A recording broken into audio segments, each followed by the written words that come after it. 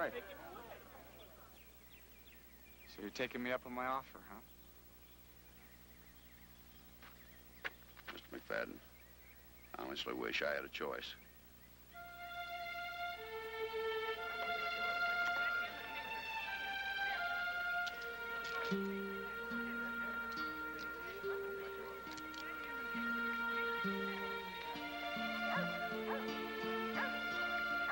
You're not taking him. Come here.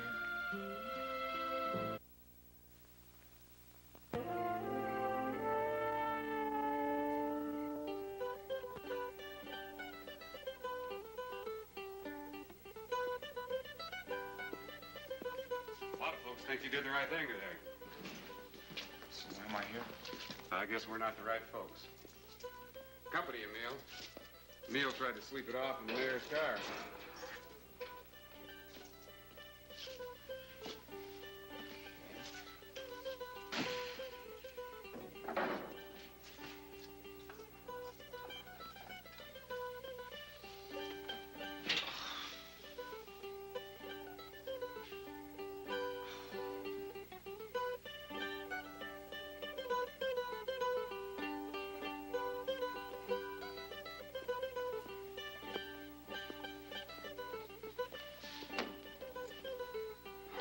Dave? Crane. Doing? Okay. I admire what you did today. I'd be honored to represent you if you need me. Just for the fun of it now. The money's not important. Oh, no, we'd find a way of paying you. I appreciate that a lot. I could use all the help I can get right now. Not exactly the outlaw type. See you in court.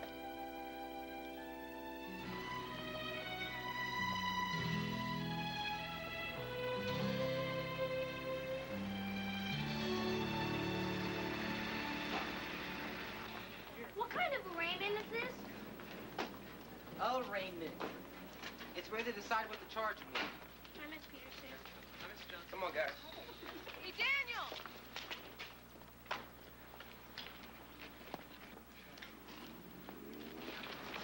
Hi, everybody. Allison, what are you doing here? I just heard about Crane, and I just wanted to show him that I care. Well, Allison, I don't think Crane needs your support. I mean, look, your father's caused my family a lot of grief. Maybe the best thing is you just stay away. Come on.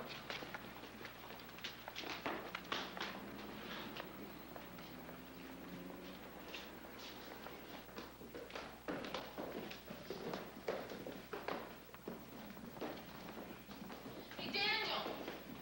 Daniel!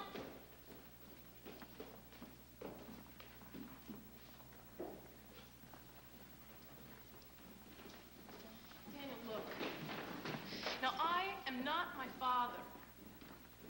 And I did not lie to you. I mean, I see all the hurt that he's caused. But yet all I see is a man who struggled for so many years and who cared so much, who just had a weak moment. Look, you can hate him if you want to, but just please believe me that I did not lie. And his weaknesses are not mine. Because, Daniel, I am too young to call myself a failure.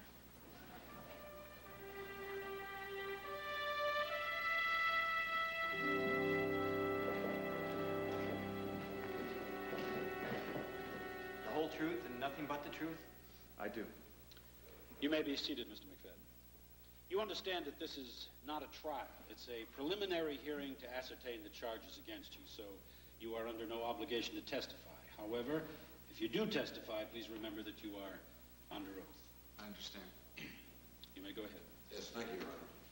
Mr. McFadden, you have signed a statement admitting that you broke into the Freeling Storage Company on the 23rd in order to remove 300 tons of cattle feed. Yes.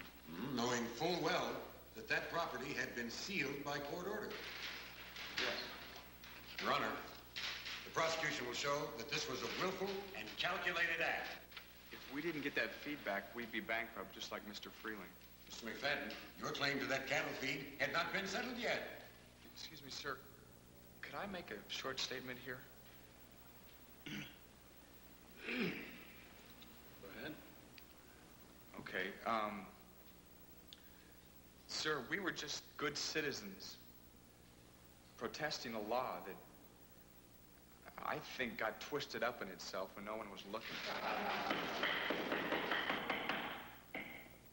I mean, I knew it was illegal to take the feed, but what do you do when suddenly what's right and what's legal become different things? Now, I always thought in this country... Your Honor, I don't think the court needs to hear a lecture. Look, mister, I don't know what your problem Your Honor, is. I object.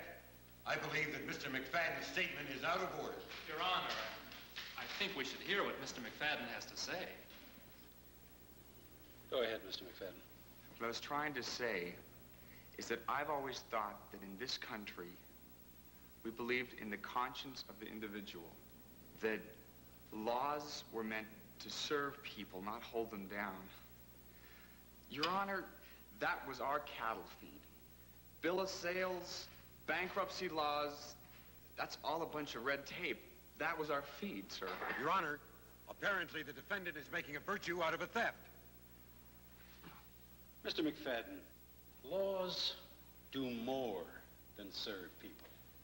They make it possible for us to live in something other than a state of anarchy.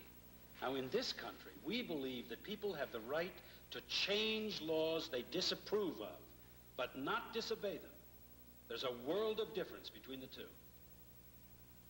Proceed, please. Mr. McFadden, who was with you when you broke into the warehouse? I don't really see how that's important. I took responsibility. Well, we'll let the court determine what's important.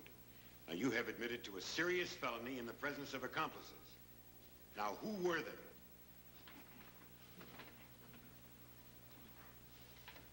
Your Honor, do I have to answer that question? You have already admitted participating in the crime. I'm afraid that waives your rights against self-incrimination. Yes, you must answer the question. All right.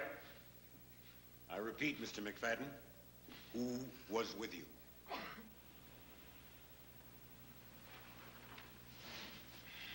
Your Honor, respectfully, I cannot answer that question. I told the marshals it would be my responsibility. Your Honor, a word with my client. Your Honor, he is refusing a direct question. He won't if I talk with him. Your Honor, I insist that he answer the question or that he be punished to the full extent of the law. Mr. Berglund, sit down. Mr. Schiller, he either answers or he is in contempt. Thank you, Your Honor. Mr. McFadden, who was with you? I'm sorry. Mr. McFadden, my patience is growing thin. Your Honor, I can't answer the question. The defendant is in contempt of court. This hearing will reconvene Monday at 3 p.m. Until that time, Mr. McFadden, you will remain in the county jail without bond. And if on Monday you again refuse to name your accomplices, you will remain in jail indefinitely until you do. In this court, the rule of law will be respected.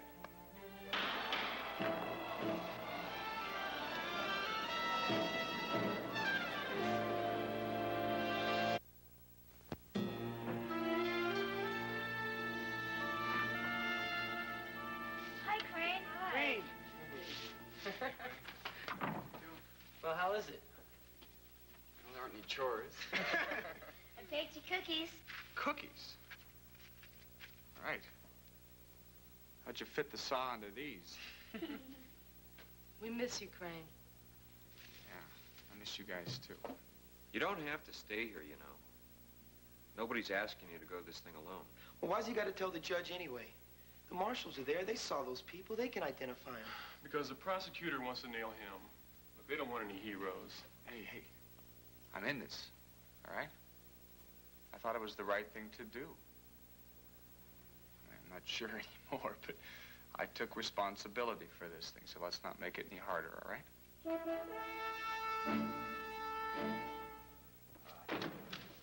Adam. There's something wrong here. Something real wrong.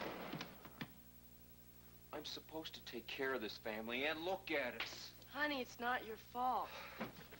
I've let myself be pushed and pulled by this thing since it started. Why did I let him buy all that grain in the first place? Because it was the right thing to do.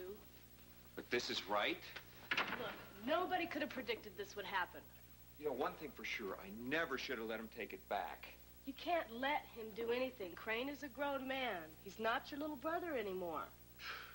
He makes his own decisions. Dan, look at the mess we're in. You'll find a way out. How do you know that? Because I have faith in you. And Brian and Crane. And me too. Look, as long as we're together, nobody can hurt us.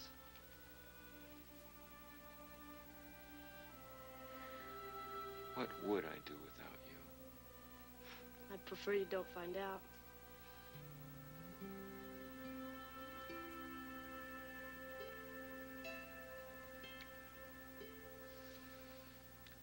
I don't know, honey. I just keep thinking there's got to be something else we can do to help. Something.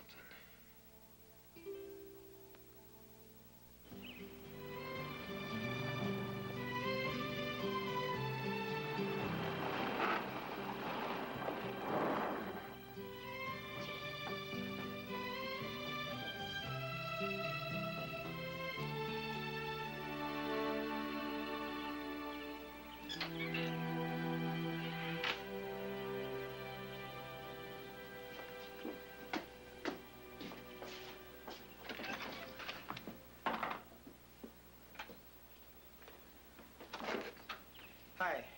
I was just driving by and I wanted to see how you are, Allison. Come here. Just come here.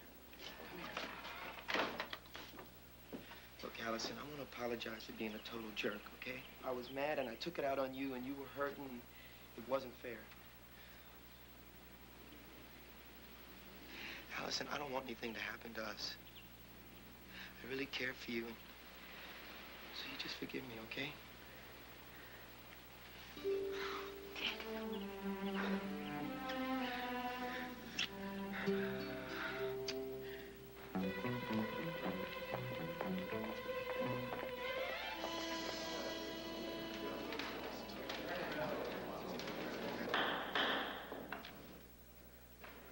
Your Honor, since this is a hearing and not a trial, the defense would like to make an unusual request. Your Honor, the prosecution is not finished with its presentation. What is the request? Your Honor, the defendant's brother, Adam McFadden, has a petition that he would like to read to the court. Well, can it simply be entered into the record? Your Honor, this petition has been signed by virtually every citizen of this town. Hardly see how that's relevant. Read the petition. Let the record show that Adam McFadden read the following petition.